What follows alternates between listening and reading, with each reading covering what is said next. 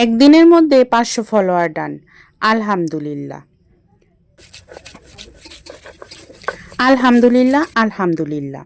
এই কথাটা বলা খুবই সহজ, কিন্তু কাজে করাটা খুবই কঠিন। আপনার কাজ যদি ভালো হয় এবং আপনার কাছ থেকে যদি কেউ কিছু শিখতে পারে, তাহলে 500 কেন, একদিনে 1000 ফলোয়ার আসাও কোনো ব্যাপার না। যাক, আমরা সেদিকে না যাই। আজকে আপনাদের সাথে শেয়ার করি আমি কিভাবে পাঙ্গাস মাছের পাতুরিটা রান্না করি।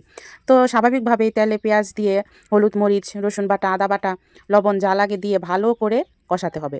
আর ওইদিকে আমার আম্মু বেটে দিল সরিষাগুলো। সরিষা ভালো করে বেটে নেবেন, সাথে কাঁচামরিচ দিবেন এবং একটু লবণ দিবেন, এতে করে সরিষার তেতো ভাবটা কমে যায়। তো সরিষা বাটাগুলো আমি কষানোর মধ্যে দিয়ে ভালো করে মশলাটা কষিয়ে নিব। মশলাটা যত ভালো কষানো হবে, আপনার রান্নাটা ততই মজা হবে। ঠিক যেরকম আপনি যত সুন্দর করে ভিডিওটা গোছাতে পারবেন, আপনার ভিডিওটা মানুষের কাছে তত গ্রহণযোগ্য হবে। সম্পূর্ণটাই আপনার কাছে।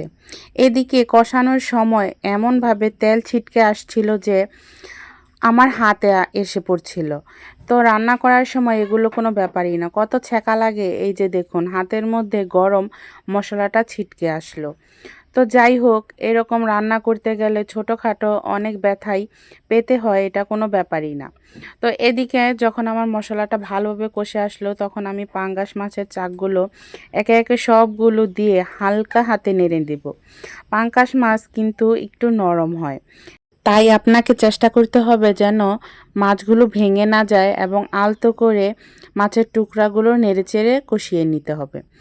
তো ভালো করে আমি মাছগুলো কষিয়ে নিব মশলার সাথে, এবং যখন দেখব উপরে তেল সুন্দর লাল লাল হয়ে ভেসে উঠল, তখন আমি একে একে সব মাছের টুকরাগুলো একটা বাটিতে তুলে নিব। শুধু মাছের মাথাটা রাখবো, কারণ মাছের মাথাটা যেহেতু বড়, এটার ভিতর মশলা যেতেও একটু সময় লাগবে। তো এটা ভেঙে গেলেও সমস্যা নাই। তো আমি মাছের টুকরাগুলো একে একে একটা বাটিতে তুলে নিব। তারপর এখানে কিছু পরিমাণ আলু কেটে রেখেছিলাম, সে আলুগুলো আমি মাছের মধ্যে দিয়ে আবার ভালো করে কষাবো, এবং খুব ভালো করে কষাতে হবে। এই জায়গায় আলুটা আমি 90% সিদ্ধ করে নেব।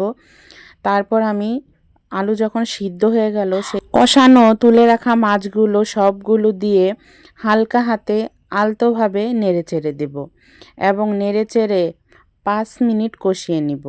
তারপর যখন 5 মিনিট নেড়েচেড়ে কষানো হয়ে যাবে, তখন আমি পরিমাণ মতন ঝোলটা দিয়ে দিব। এই জায়গায় কেউ একদম ঝোলটা শুকনো শুকনো পছন্দ করে, কেউ আবার একটু ঝোল ঝোল পছন্দ করে। তো পানিটা আপনি পরিমাণ করে দিবেন, কারণ পরবর্তীতে যখন তরকারিটা বাটিতে ঢেলে নেওয়া হয়, তখন আলু কিছু পরিমাণ ঝোলটা শুষে নেয়। তাই একটু ঝোল ঝোল নামিয়ে নিলেই ভালো হয়। তো এই জায়গায় আমার মনে হচ্ছিল যে আমি তো ধনিয়া পাতা আর কাঁচামরিচ দেইনি তরকারিতে, তাই চলে গেলাম বাগান থেকে ধনিয়া পাতা তুলতে আর কাঁচামরিচ তুলতে। তো এই জায়গায় খুব সুন্দর ধনিয়া পাতাগুলো হয়ে আছে, আর গাছের মধ্যে কাঁচামরিচ খুঁজে পাচ্ছিলাম না, সব মরিচই পেকে গেছে।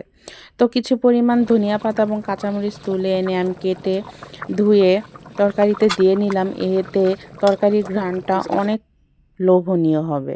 তো আমার তরকারিটা প্রায় হয়ে গেছে, আমি এখন একটা বড় বাটিতে ঢেলে নেব।